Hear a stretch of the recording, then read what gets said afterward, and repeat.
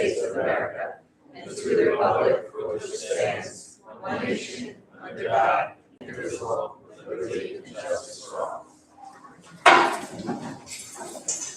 Thank you all for being here tonight. I'm going to hand the meeting over to our superintendent. Thank you, and I'm going to hand the meeting over to Ms. DeVita for our budget here. Thank you, Dr. Gallagher.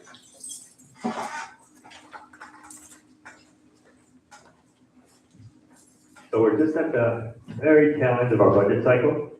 It is May 12th, which is 1 week before the vote, which is when we have our budget hearing. And what the budget hearing means is it's an opportunity for anyone from the public to come and talk about the budget. It's already been adopted by the board, so this is the same budget that's going before the voters next week.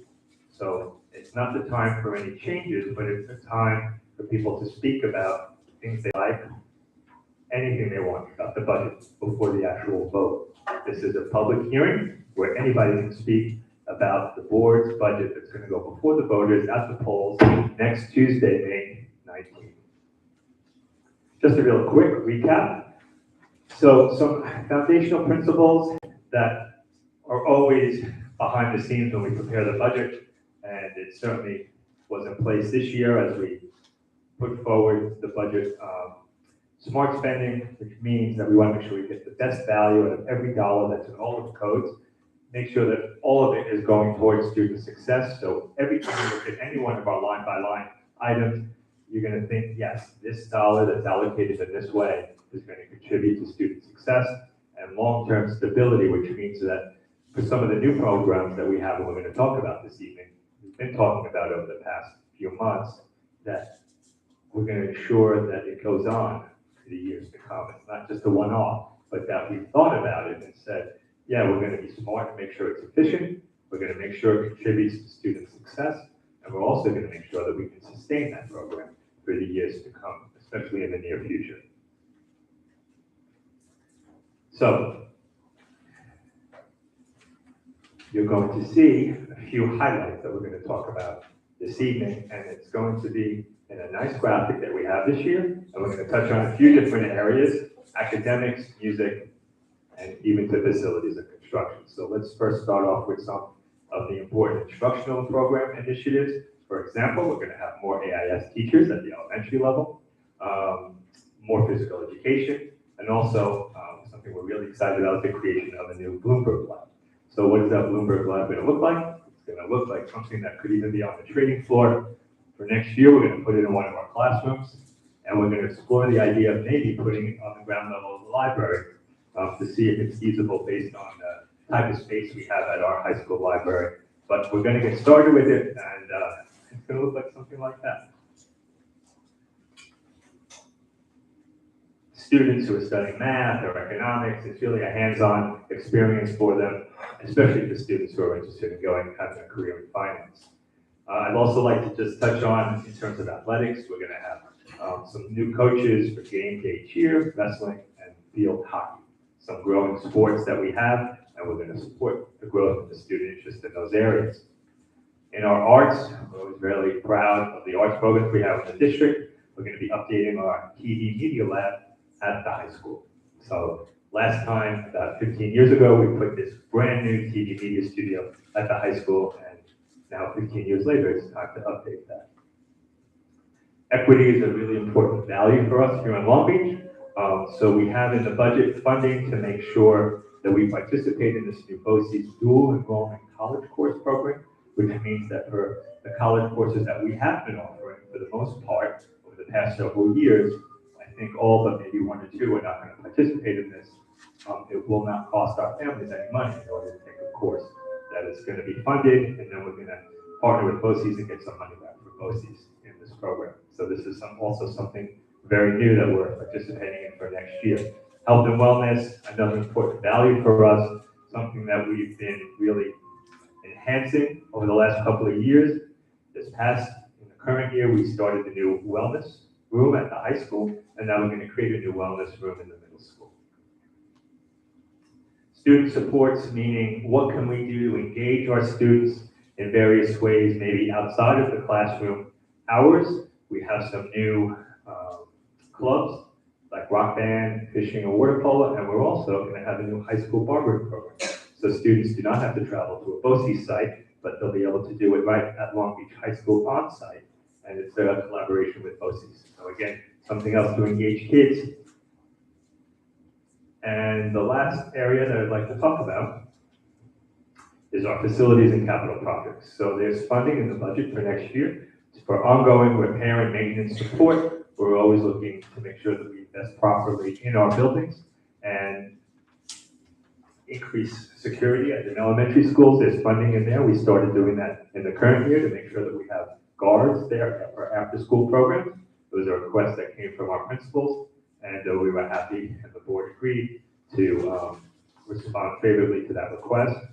Another request to add a cleaner at the high school so that the night custodian who's there can really focus on supervision and help elevate the level of cleanliness there. So there is funding in next year's budget for that, something we already started this year. And then, excuse me, $1.7 million for upgrades to the high school pool and the pool bleachers. Here's a chart that shows you some year-to-year changes in some general categories. So on the left, we have expenditures, and it's broken up into general support, instruction, transportation, community service, benefits, debt service and transfers. And you see the increase is about a 2% increase in our budget from current year to next year. And then you see the individual dollar changes and the percent changes. Revenue, you'll see that our budget, right, our expenditures equal our revenue projection, about $162.5 million. And you see our tax levy increase to about 2%.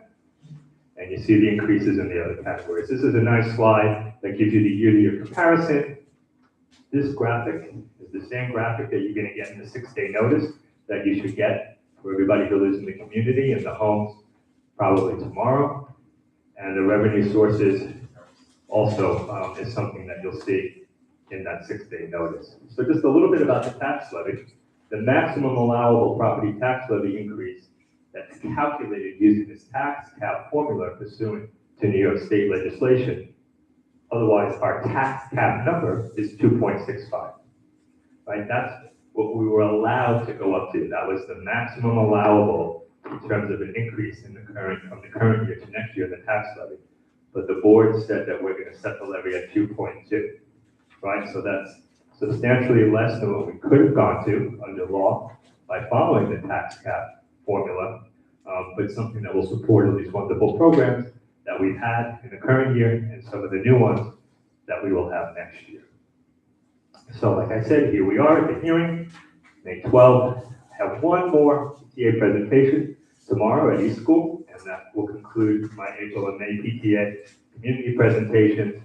We still don't have a final state budget, although we do hear that they're close, but this is something we've been waiting for the past month and a half. But we're almost there to the magic date, the third Tuesday in May, which is the date that statewide all school district budgets and trustee elections are held. That's a quick recap.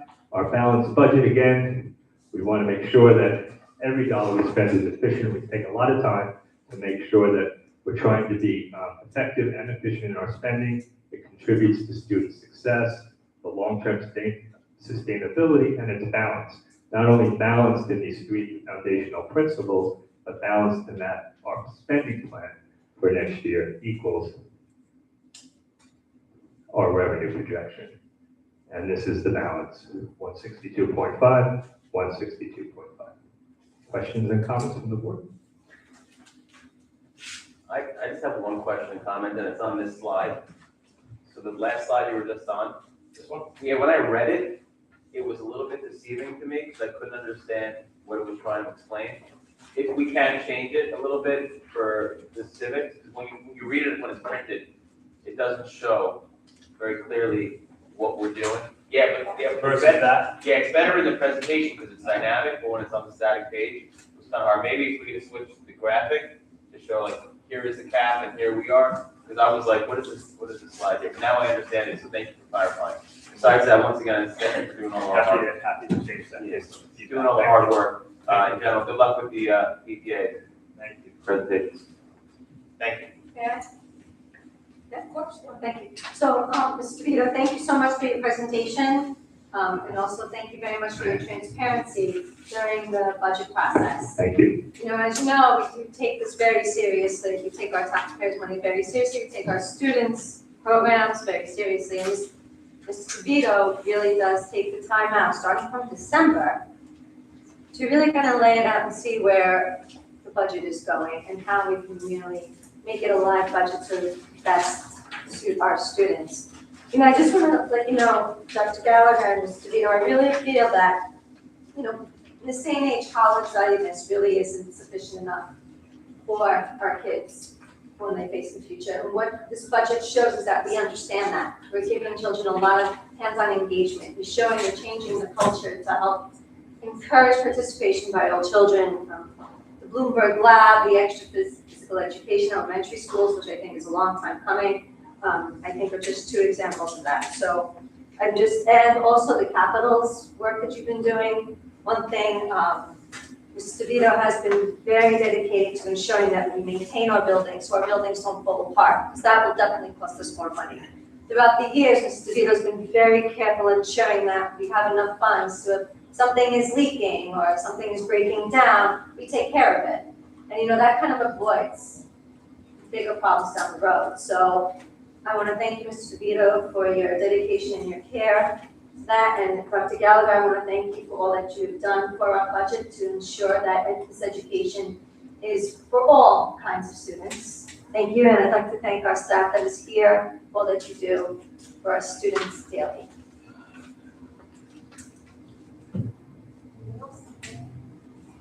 I don't want to repeat everything that Annie just said, but ditto for what she said. And mainly just thank you for taking the time to bring us through the process step by step by step so that we can see clearly what the vision is for everybody. And so we really appreciate that. And I think it looks great. I'm so excited for the new programs and everything else that we have in store. So thank you for that. I budgeted out, Mr. DeVito, looking and listening, and seeing it all. I do think it's pretty much a reasonable budget. I had issue with the additional phys ed. I was hoping it would be something more academic would be added if the kids had time. And I had an issue with that, but that was my primary issue with this. But I think it sort of hits all the bases in a reasonable way. And once again, in the back of my mind, I have Rockville Center, Mr. DeVito. Yep. This year came up $4 million short in terms of their budget. And I hope under your stewardship that we never find ourselves in that position. I hope so too. Thank you. But I did also want to say that it's a team effort, and I really thank the whole team who's worked on this. And I know you had a chance to hear from Carrie at a prior presentation. She's very involved in this, as well as Brian and Risa and some others who really work on it. So I want to extend my thanks to them as well. All right, questions and comments from the public on tonight's agenda? Okay. Treasurer's report for March 2026. Thank you. Approval of minutes for executive session and regular session meeting of April 14th, 2026. Motion made. Second. Any discussion? Mr. Pinto? Yes. Ms. Khan? Yes. Yes. Thank you. Ms. Belsey? Yes. Okay, presentations of the superintendent. Thank you. Before we go any further, I'd like the district clerk to please read a walk-on resolution. Be it resolved that the Board of Education of the Long Beach City School District hereby suspends or terminates the employee reference in executive session as employee A effective May 12, 2026. Motion? Second. Discussion? Mr. Pinto? Yes. Ms. Conway? Yes. Doc? Yes. Ms. Belsey? Yes. I vote yes. I ask the Board to consider item 1, certificate of personnel. Motion? Second. Discussion? Oh, yeah, sure, it's exciting. Go ahead. Oh, yeah. Oh, yeah.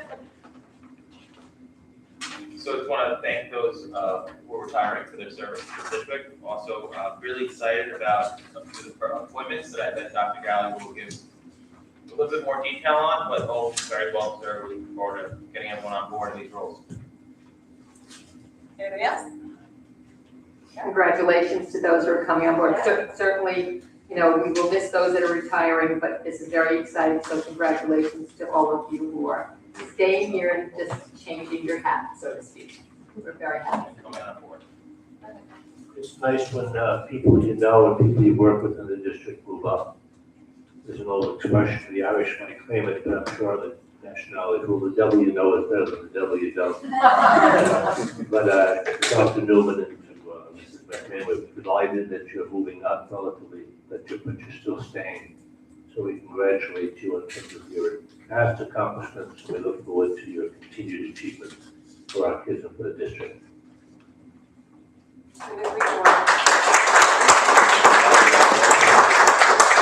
It's always nice to know that you guys want to stick with us. Okay, are we ready to?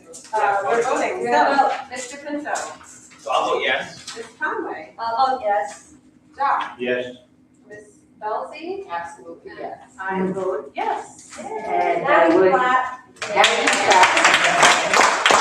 would like to congratulate Dr. Newman, Mrs. McMahon, Mr. Balsamo, who are now moving into more permanent positions and higher level positions in the district. I'd also like to introduce Elena Cacalos, who's our new business teacher at the high school. And Julie who's our new teacher at West. Not yet, no, it's in the next section, so hold on.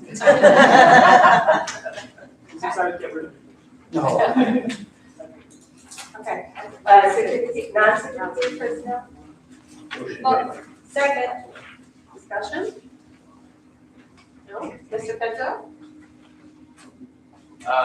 Yeah, I vote yes. Okay. Ms. Conway? Yes. Doc, I vote yes. Ms. Belzy, And I vote yes. and I vote yes. And now, a big congratulations to Joe Rodriguez.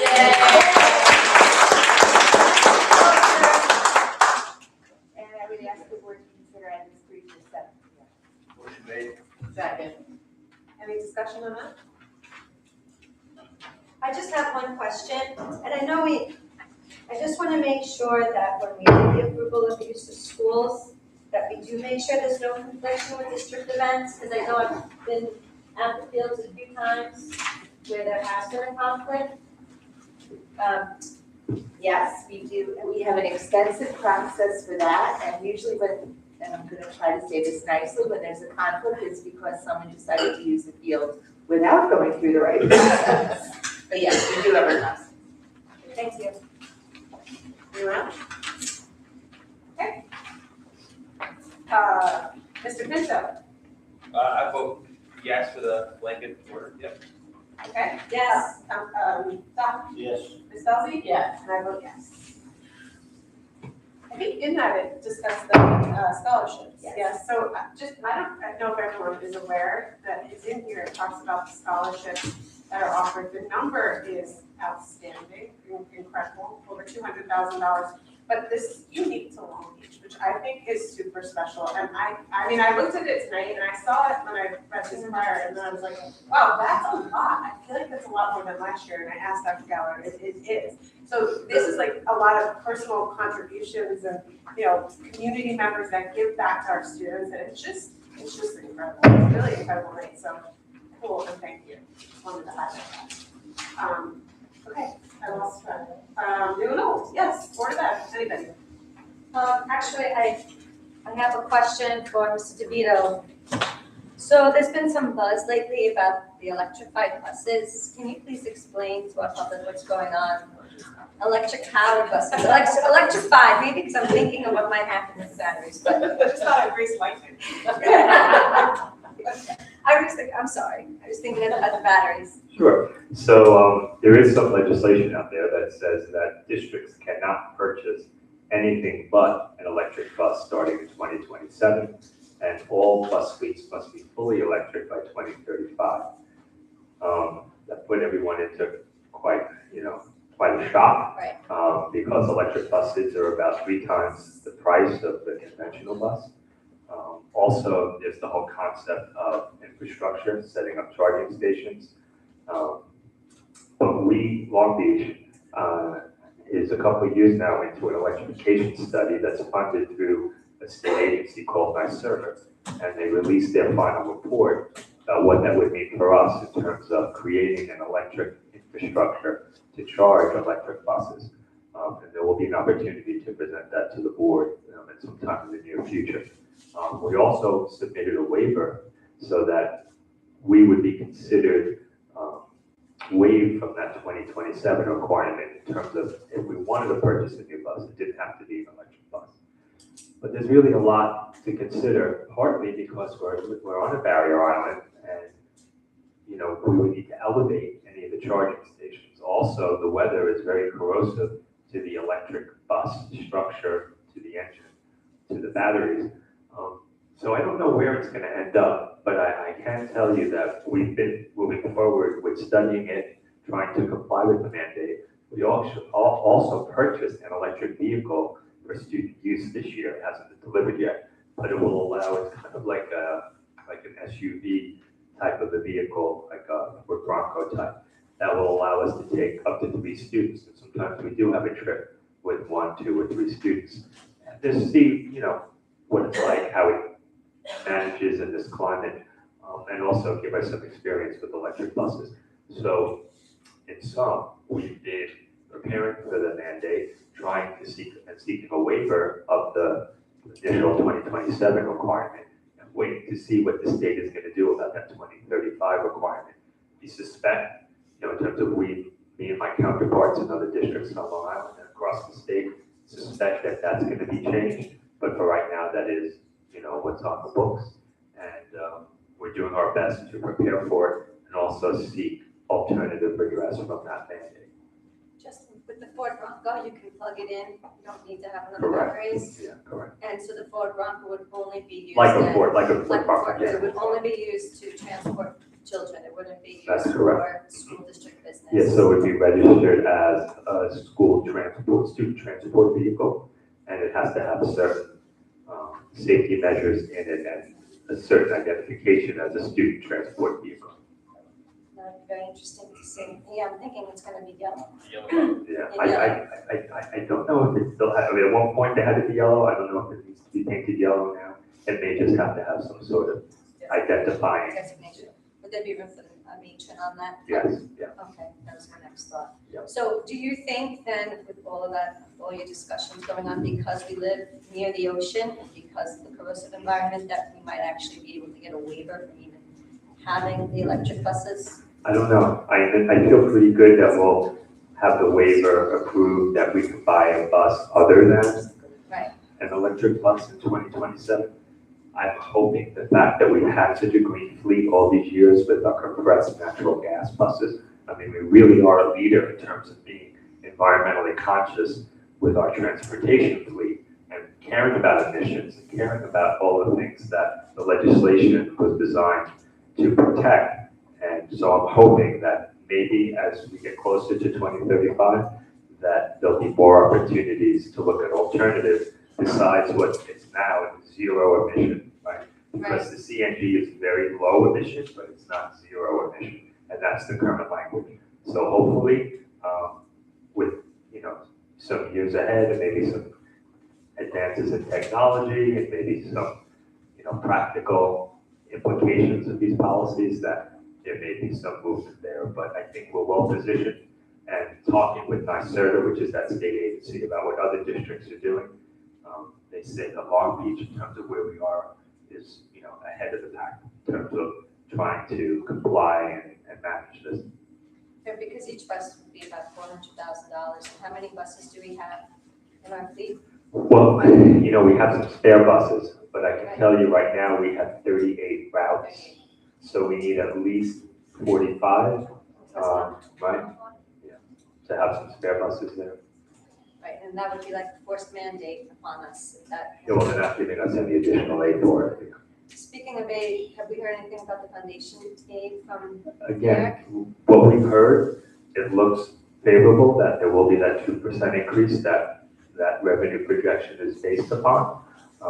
So we all feel pretty good about that, but nothing more than just they're close to a final budget, they're close to an agreement, and that it seems like the 2% foundation aid for those districts like ours, would remain in effect. And if Albany decides to opt in, as they've been discussing with the federal government, to send some tax cuts towards private schools, would that affect us at all? Haven't heard anything about Yeah, that. yeah. I know Lisbeth was talking about it. Yeah, it will, for sure, but one of the things that and it looks like she's going to. Yeah. One of the things that they're recommending is that public school districts form their own scholarship granting organizations. So I haven't even had a chance to talk to council about this yet, about what that would look like. But certainly it's something that all districts will have to wrestle with, because in effect, it gives everyone a $1,700 tax credit to contribute to these scholarship organizations, which would presumably fund private school tuitions. So I could donate my $1,700 to an organization that would pay for your daughter's, Catholic high school tuition or whatever. So it could definitely have an effect on us. We have a number of students who attend private schools from the district, not as many as some districts. But I think if we potentially could set something up here, it would have been. Thank you. I just do have one more shout out. I know I see Dr. Smith here. A few weeks, first weekend of May, we had Ms. Kristen Ford and some high school students, and Dr. Smith come down to the boardwalk. We had our middle school children and some of our high school kids create mental health awareness banners that the kids helped to put up. Dr. Smith was there, making sure they weren't blown away in the wind. Ms. Ford did an amazing job with this project. And you could see the kids who came to help set them up, they were just so proud and just so happy to see their artwork on our beautiful boardwalk. So I just want to give them a big thank you.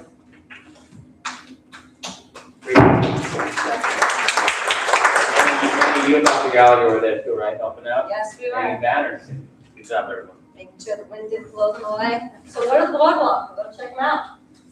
I just have one comment, that goes back to the $162.56 million budget. I have grave concerns about our attendance, our chronic absentee rate in district, 19%. I also have grave concern about the percentage of our students' grades 3 through 8 who opt out of testing. I have concerns that the budget of $162 million, we have to do a better job of getting the kids that aren't coming in to school, staying here. We talked about equity, we talked about the variety of programs we're offering. We have to do a better job, because those statistics, to me, when I see them in Newsday, when I see them in my board updates, are staggering. There are a lot of kids who are just not reaching, and it's a grave concern. So although we're celebrating 162.56 million, I just want to say we still have to do a better job in terms of reaching out to those kids and to encouraging a culture of academic challenge. When I see a number of students who are opting out, to me, and it may be a naive interpretation, I see kids who just don't take school seriously, or even on another level, parents who may not take school seriously. And somehow we have to get through to them, because kids are going to be taking tests for the rest of their lives, whether it's academics, a job, a career, or driver's license, or whatever it is. And I just think they're giving up a grave opportunity when they don't participate. So once again, we have to do a better job. Thank you. Sorry, one more thing. No, sorry, I forgot to bring up. Obviously, if anyone was following the news last week or so with bringing some cool international news together, we also know that one of our students wrestled on behalf of his native country of Congo. Denia Sulemana, he wrestled to the African world or African area and African games. He wrestled against, first he signed up to be in the under 20 division, and he's only 17, 18 years old. And he won that against challenging wrestlers. And then he decided the next day to go up against the adults. And he won the world first place again. So It's just a great story, and it's making great international news. This whole story is impressive. It just brings a very positive light to us, to the program, and to the district, and to his family. So just want to bring it up here tonight. Thank you. Congrats again. Thank you. Thank you for bringing it up. Questions and comments from the public? Yeah. Karen Axelson.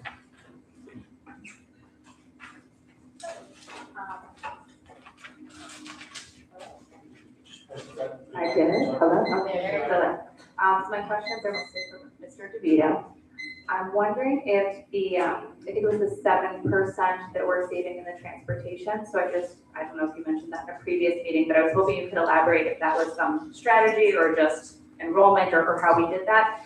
And then a second but related question. I think you did a nice job of showing all of the things that we can have if the budget is passed, but I'm hoping you can kind of recap if the budget were not to be passed. The people who are maybe tuning in at home who don't necessarily want to vote yes on it, or the people that I will talk to, older people, about voting, what would we not be able to put in place next year if the budget doesn't pass? And I don't know if you've decided what you would leave out and what you would proceed with, but I'm curious to hear. Thank you. Thank you for your questions. So I'm going to answer the last one first. So if the budget fails, we go on something called a contingent budget. And what that means is that certain things have to come out. So first of all, capital. So there's a $1.7 million transfer to the capital fund to redo the high school pool and the pool bleachers. That comes out. Some other equipment comes out. Anything that's we say is non-contingent, and there's a definition of that, and we can go function by function. I can tell you what comes out. Something as an example, if there's funding in there for some extra help or clubs or something extra that's not part of the core program, that has to come out. But that's on the expenditure side, right? Then on the revenue side, if we are in a contingent budget situation, we cannot raise the tax levy, even the modest amount that we're proposing, the 2.2, it has to stay flat. So our revenue is constrained and our expenditures are constrained accordingly. So it has to match, and certain expenditures have to automatically come out, like trying to fix up the pool. Now I'm talking about how that transportation function went down. It's really a combination of factors. A few is for some of our special needs students, aging out, right? So knowing that we're not gonna have to provide transportation for some, and that's a costly endeavor. Also for some of our private school students who we know have returned to the district and that, or we are returning to the district that we know of, so we can cut there. In addition, in the current year budget, we did a factor of 10% because we were concerned about skyrocketing rates. We were told transportation rates are gonna skyrocket. They increased about 5%, but the differential between the 10% and the 5% also accounts for how we can bring that number back down. So you have some savings in routes, you have some different types of routes, and then the factor that we had put in wasn't quite as high as we thought it was going to be, allowed us to save some money there. What's interesting about it though is that, we're still in a bus driver shortage, right? So it's not that we don't have the funding for bus drivers and trying to hire, we actually have funding for 43 slots. Like I said, right now we have 38 routes. We're trying to bring on more staff. There was actually an appointment of 2 new bus drivers on tonight's agenda. So there is funding for up to 43 slots because we want 5 spare drivers, which we did have in the past. So I don't want anybody to misinterpret that, there's not funding there. No, there's certainly funding for the 5 additional spare drivers. It's on the contract side in terms of where there's savings for the reasons that I specified. You're welcome. Anything else? That's all? Okay, announcements. Okay, before I officially do my council and LBCTA, I have Christy Tercy here who's begging me to just give a shout out because she's in Phoenix, Arizona with Karina Rios and Sydney Oliva, who are there for their international competition. And in case you didn't see, the space flight got put off till tomorrow. We were gonna live stream. The space flight. She's having a heart attack. But they're all watching live right now, and they got.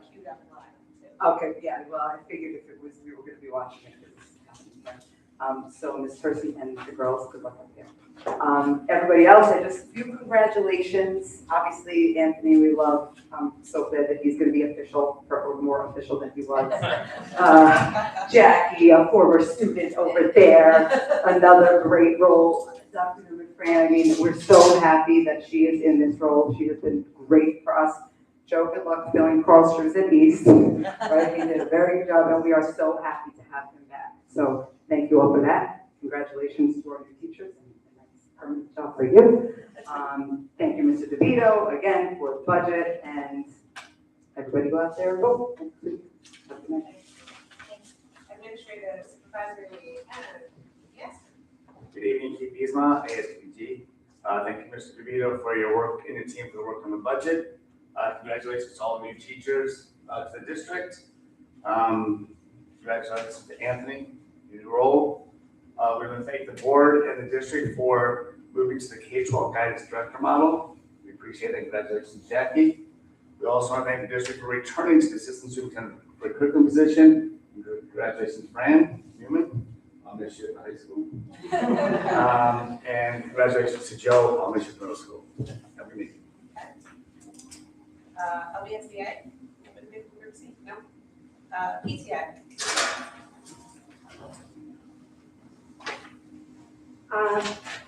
Megan and Stephanie couldn't be here, but we did send out invitations. The installation dinner is Monday, June 1st, so we would love to have you there. Thank you, Mr. DeVito, amazing budget, and congratulations to the new hires. And the PTA is absolutely devastated to lose Mr. Revenue. But we send them congratulations. Thank you. We get a motion to. Motion. Yeah, I make a motion to go into executive session. Second. Discussion. I just want to let everyone know that we're not taking that. So what happens now, we go into an executive session, you guys are welcome to leave, you can stay if you wish. We will return when we're done, we can't tell you how long it will be, but for all intents and purposes, the meeting is ready. That helps you with that. All